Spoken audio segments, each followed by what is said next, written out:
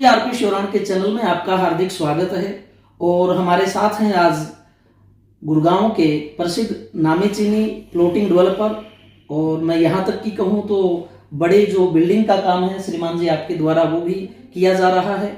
और दूसरी बात यह है कि आज की हमारे भारतवर्ष की जो ज्वलंत समस्या है कि हमारा युवा जो है आज अपने ही देश से अलगाव महसूस कर रहा है। उसके सपने यहाँ वह समझता है कि धूमिल हो रहे हैं। ठीक है, कुछ बातें सही हैं कि हमारी शिक्षा नीति, हमारा जो रोजगार का कार्य है वो कुछ ऐसा है कि युवा निराश हो रहा है। लेकिन अगर मैं बात कहूँ कि युवा यदि अपने पर भरोसा करके या कुछ ऐसी चीजों की ओर चले जिसका अभी हम श्रीमान जी से पूछेंगे, और आप उस चीज को अगर समझते हैं, हमारा युवा उस चीज को अगर समझे, उस चीज की ओर ध्यान लगाए कि वो स्वयं कैसे अपने आप को विकसित कर सकता है, डेवलप कर सकता है, तो वो बातें आज हम अपने स्टूडियो में बैठे हैं अशोक पाल जी के साथ, तो पूछते हैं। सर, आप हमारे दर्शकों को। गुरुजी आरपी श्योरान के सभी दर्शकों को मेरी तरफ से हार्दिक अभिनंदन और नमन है। मैं इनसे बहुत प्रभावित हुआ जब मुझे पता लगा कि बहुत ही सिंपल लिविंग गांव में रह के बहुत मेहनत करते हैं, तरह तरह की जानकारियां प्रोवाइड करते हैं, देश के विभिन्न हिस्सों से जमीनों के बारे में लोगों को बताते हैं। तो मुझे बहुत फक्र महसूस हुआ कि कोई काम आदमी चाहे तो कहीं से भी कर सकता है। उसके लिए कोई बड़ी बिल्डिंग, बड़ा ऑफिस, बड़ा शहर जरूरी नहीं, अपितु गांव के अंदर भी बैठकर हम इन चीजों को कर सकते हैं। सबसे बड़ी बात अशोक जी क्या है कि हम जब ये अपना कोई भी कार्य करता है, व्यक्ति चाहे कुछ भी करे, XYZ कुछ भी करे, अगर उसमें थोड़ी सी ईमानदारी है, बिल्कुल ठीक है, रोजगार सबका चलना चाहिए, 2 रुपए के लाभ के लिए हर व्यक्ति अपने प्रयत्न करता है, लेकिन वो साफ सफाई और ईमानदारी से हो तो वो बेहतर है, सबसे अच्छा है। देखिए, मेरे जीवन के अंदर काफी फील्डों में अनुभव रहा है जी। मैंने जीवन में बहुत तरह के काम किए हैं जी।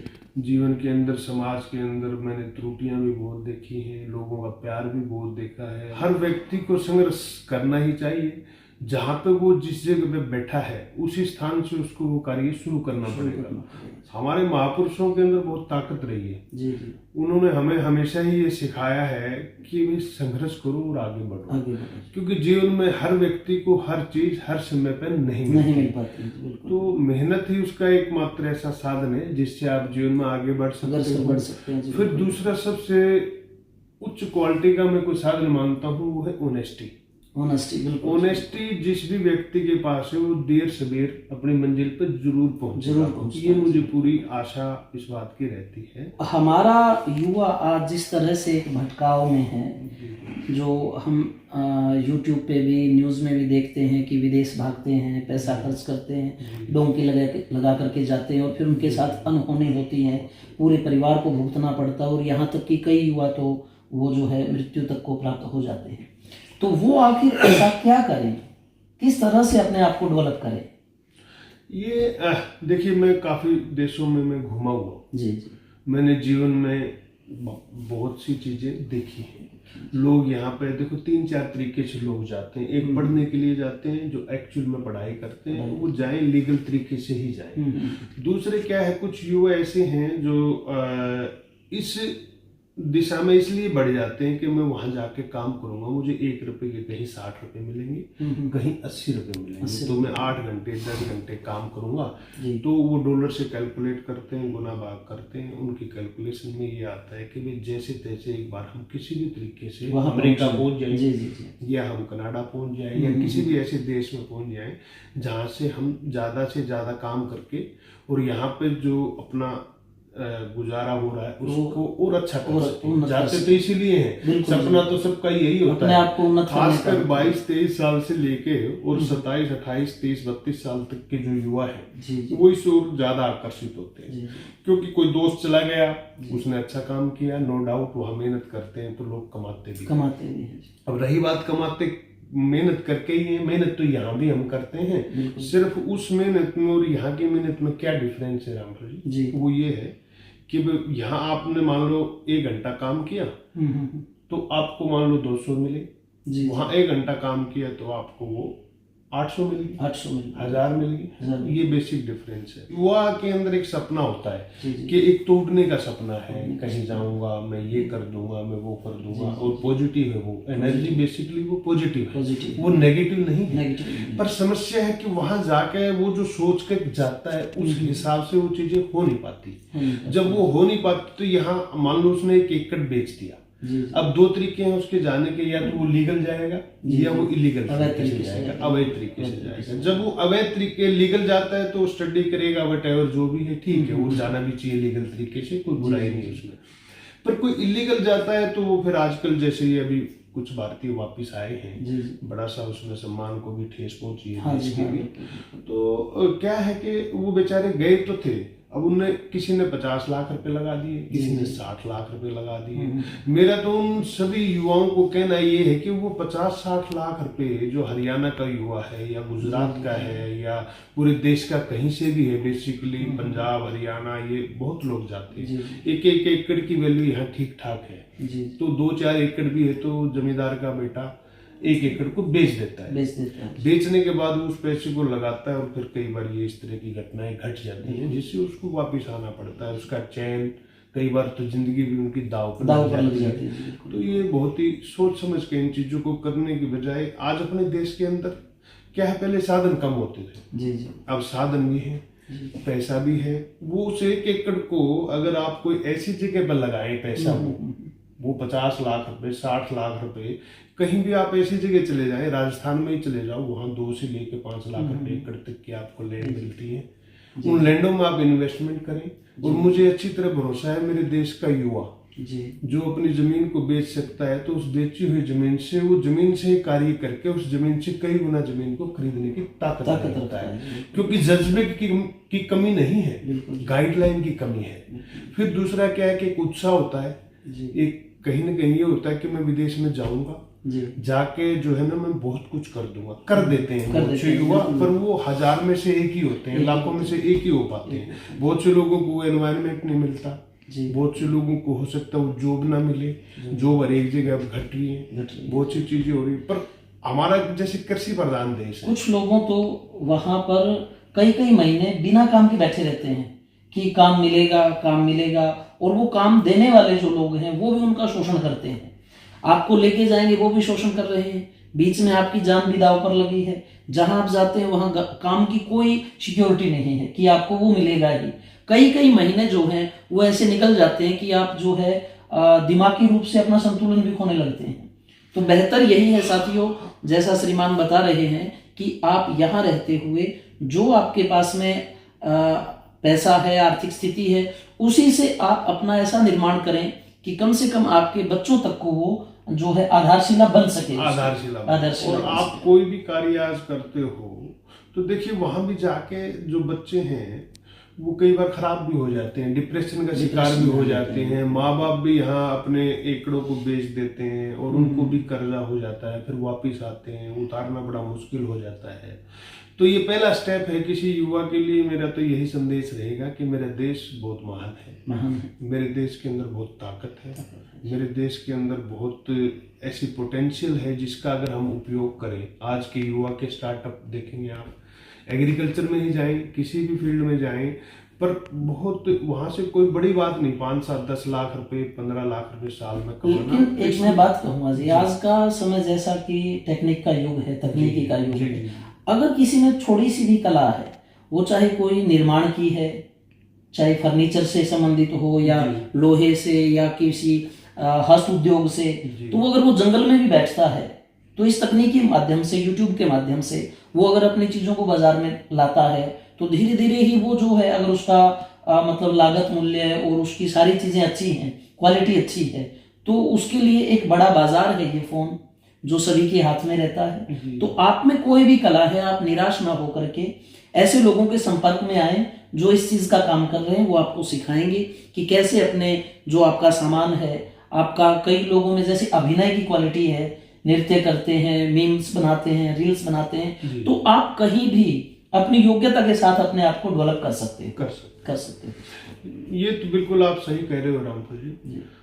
अब मैं आपसे ही अगर मैं देखूं तो आप बिल्कुल गांव के ही परिवेश में रहते हुए ये सारी चीजें कर लेते हो। अब एक मैं बीच में बात काटूंगा, मेरा स्वयं का जो है वो जमीनों का काम है। जैसे कि आप राजस्थान में जमीन लेते हो, सूरतगढ़ में, बीकानेर में, अर्जुनसर, महाजन, लूणकरणसर, तो वहां का अलग अलग प्रकार का पानी है। कहीं का पानी बिल्कुल आरओ टाइप का भी है। वो जमीनें लगभग 4-1 लाख रुपए, 4.25 लाख रुपए बीघा में मिलती हैं। कुछ का पानी ऐसा जो पीने में भारी हो सकता है, और वो पानी आपकी जो गेहूं है, उसके बाद में सरसों है, ग्वार है, बाजरा है, नरमा है, उसको उपजाता है। तो अलग अलग तरह का पानी, अलग अलग तरह का रेट है। मैं ये वीडियो डालने लगा तो उसी के माध्यम से अशोक जी से मेरा संपर्क हुआ, और आज हमारी घनिष्ठता इतनी है कि जो है हम इनके पास में आए हुए हैं, अपना समय इनको दे रहे हैं, ये समय अपना हमें दे रहे हैं। तो साथियों, ये किसी की भी योग्यता हो सकती है। कोई कपड़ा बेच रहा है, कोई कपड़े की डिजाइनिंग करके बेच रहा है, कोई अपनी किसी कला को इसी यूट्यूब के माध्यम से जो है पेश कर रहा है, और आप उसे देख रहे हैं, उनसे आप बर्ताव कर रहे हैं। तो भाई मैं यही कहूँगा, अशोक पाल जी का यही कहना है कि अगर आप में कोई भी क्वालिटी है, किसी भी तरह की योग्यता है, उसको आप निकालिए, इस टेक्निक के मंच पर लेके आइए, लोग अपने आप जुड़ते जाएंगे। और फिर हमारे महापुरुषों ने कहा कि देख पराई चूपड़ी मत ललचाए जी, रूखी सूखी खाए के ठंडा पानी पी। आपको ठंडा पानी पीने के लिए नहीं कहेंगे, लेकिन फिर भी धैर्य है, कहीं से तो हमें सीखना है। धैर्य, मेहनत, ईमानदारी, इन मानवीय मूल्यों को अगर आप अपनाते हैं तो आपका जीवन सफल हो जाता है। और एक बार फिर से अंतिम इसका सारांश हम अशोक पाल जी से जान लेते हैं कि आखिर क्या किया जाए। इसका सारांश रामफल जी यही है, हमारे देश में लगभग 70 से 80% की जो व्यवस्था है, अर्थव्यवस्था है, हमारी एग्रीकल्चर से ही निर्धारित होती है जी। और कृषक और किसान वर्ग के लोग ही ज्यादातर जो है बाहर जाने की कोशिश भी करते रहते हैं। तो मेरा उनसे यही संदेश है, शिक्षा भी बोल सकते हो, मेरे अनुभव की कसौटी पे उतरी कुछ चीजें भी बोल सकते हो, और खरी बातें भी बोल सकते हो। देखो, हम मेहनत कहीं भी करें, मुझे ये पता है कि जिस भी दिशा में आप मेहनत करोगे, प्रभु आपको जरूर उस दिशा में सफलता देगा। आपकी एनर्जी, आपकी ऊर्जा जिस दिशा में चलेगी, उस दिशा में आपको 100% सफलता की गारंटी जरूर देगा, बशर्ते कि हम किसी भी कार्य को 100% साफ नीयत के साथ मेहनत से करें। तो हमें बाहर जाने का चार्म जरूर होता है, उस चार्म को छोड़ें, हम बाहर से लोगों को बुलाएं। मेरी देश की संस्कृति ऐसी रही है, जितना भी मुझे अभी तक यहाँ से ज्ञान मिला है, आज से कोई 200, 300, 400 साल पहले या 500 साल पहले का मैं इतिहास जब देखता हूँ, तो इस देश में लोग आते थे, इस देश में लोग व्यापार करने के लिए आते थे, इस देश में लोग तरसते थे आने के लिए। हमें सोने की चिड़िया कहा गया है। इतनी बार इस देश के लोगों में बाहरी आक्रांताओं ने लूटा है, उसके बावजूद भी इस देश का कुछ नहीं बिगड़ा, और ना ही बिगड़ेगा, ये मुझे पूरा भरोसा है। और मैं इसके ऊपर बिल्कुल क्योंकि मुझे अपने ऊपर भी भरोसा है, तो मेरे देश के लोगों पर भी भरोसा है। तो मेरा सभी किसान भाई जो इस तरह की मेंटेलिटी लेके या सोचते हैं, तो मैं कहता हूँ कि यहाँ इस देश के अंदर बहुत अपॉर्चुनिटी है, बहुत अच्छे अच्छे स्टेट हैं जिनके अंदर आप मेहनत कर सकते हो, काम कर सकते हो, और अपने जीवन को हाई मोरल के साथ जी सकते हो। तो मेरा यही कहना है, बाहर जाने की बजाय फिर से ऐसा परिवेश, फिर से ऐसा देश बनाएं, फिर से ऐसी सोच बनाएं कि लोग हमारे पास फिर से व्यापार करने के लिए आए, और हम उनको वो परिवेश पहले वाला दे पाए, और भारत फिर से सोने की चिड़िया की ओर बनने की ओर अग्रसर हो। आज भी इतनी बार लूटने के बाद मैं ये समझता हूँ कि लगभग 1200 साल से हमारा देश लूट रहा है, मीर कासिम के टाइम से।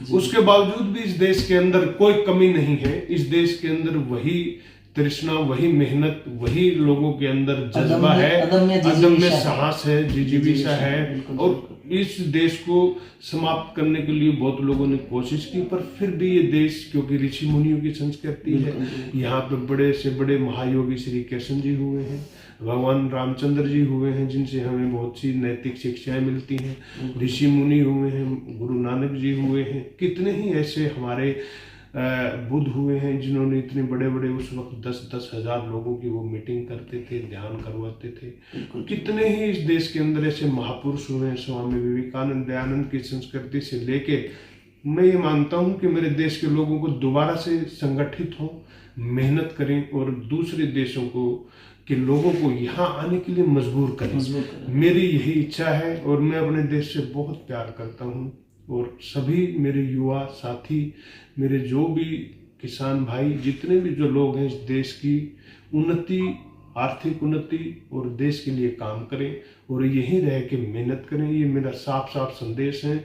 हमारे लायक जो भी सेवा कभी भी किसी भी प्रकार की कोई भी व्यक्ति मुझे बोलता है और मेरे अंदर जितनी सक्षमता होती है, जितनी योग्यता होती है, मैं कोशिश करता हूँ कि मैं उससे ज़्यादा इस कार्य को करूँ। और जो भी मुझसे गाइडलाइन किसी भी व्यक्ति को जब भी चाहिए, लगे कि भाई मेरे पास अंधेरा है या मुझे रास्ता नहीं मिल रहा या मैं टटोलने की कोशिश कर रहा हूँ, तो मैं हमेशा उपलब्ध हूँ। और रामफल जी से भी मैंने बहुत जो है ना सीखा है, समझा है और इनसे मैं इतना प्रभावित हुआ कि इनके गाँव में भी गया हूँ। मैंने वहां देखा है कि इतने छोटी जगह से इतनी मेहनत करते हैं और आज इनको मेरे ख्याल में लाखों लोग यूट्यूब पर जानते हैं। तो वो इसलिए जानते हैं क्योंकि इन्होंने बैठ के उस धारणा को धार किया, उसके ऊपर काम किया, लोगों के साथ अच्छा व्यवहार किया, ईमानदारी से मेहनत की। तो मैं गुड़गांव से इनके पास गाँव तक भी पहुंचा और ये वाकई में बहुत ही अच्छे व्यक्ति हैं। और सभी लोगों को अपनी जो है योग्यताओं को पहचानना चाहिए। जैसे हनुमान जी को अपनी शक्ति का ज्ञान नहीं था, तो कई बार ऐसा होता है हमारा कोई भी गुरु हमें उस ज्ञान को बता देता है, तो हमें अपनी शक्तियों को पहचानना चाहिए, आगे बढ़ना चाहिए, देश की प्रगति में जो है हमें योगदान देना चाहिए। हमें देने वाली प्रवृत्ति का जो है ना आगाज करना है। हमें मांगना नहीं है किसी से, हमें देने की प्रकृति को बढ़ाना है। जब हम देने की प्रकृति को बढ़ाएंगे तो प्रभु भी हमारी उस जो है ना सिस्टम को आगे बढ़ाएगा, क्योंकि आपके भीतर जैसा प्रभु के अंदर जैसी नियत आपकी है वैसी आपकी बरकत होती है। मेरा यही मानना है। मैं इसी बेस पे जीवन को चलने की कोशिश करता हूँ, सबसे यही व्यवहार रखता हूँ। किसी के साथ भी, चाहे मैं देश में गया चाहे विदेशों में रहा, सबसे मेरा एक जैसा ही समान व्यवहार रहा। और सब जिससे भी मेरा संपर्क हुआ, मोर देन 99% लोग आज मुझे प्यार करते हैं। मेरे साथ जब भी बात होती है तो मुझे भी फक्र महसूस होता है कि और मैं ये परमात्मा से दुआ करता हूँ अपने लिए भी और देश के लिए भी हमें अच्छे रास्ते पर डाले रखें और कोई भी गलत कार्य हमारे से ना हो। इसी के साथ मैं रामफल जी के दर्शकों को प्रणाम करना हूँ और देश के सभी लोगों को इस आशा के साथ आगे बढ़ने की कल्पना करता हूँ, ताकि देश फिर से सोने की चिड़िया बनने की ओर अग्रसर हो। जय हिंद, जय भारत, जय हरियाणा। धन्यवाद रामफल जी। तो साथियों, जिस प्रकार से अशोक जी ने हमें अदम्य साहस और जोश के साथ आगे बढ़ने की प्रेरणा दी, अपना कीमती समय निकाल करके हमें दिया, मैं उन सब के लिए अशोक जी का आभार व्यक्त करता हूं। और आप सब भी जो इतना प्यार विश्वास हमारे चैनल को देते हैं, उन सब का आभार व्यक्त करता हूं। और इसी प्रकार से परमपिता परमेश्वर आपके स्वास्थ्य की मंगल कामना मैं उनसे करता हूं, बनाए रखें उसको। जय हिंद, जय भारत।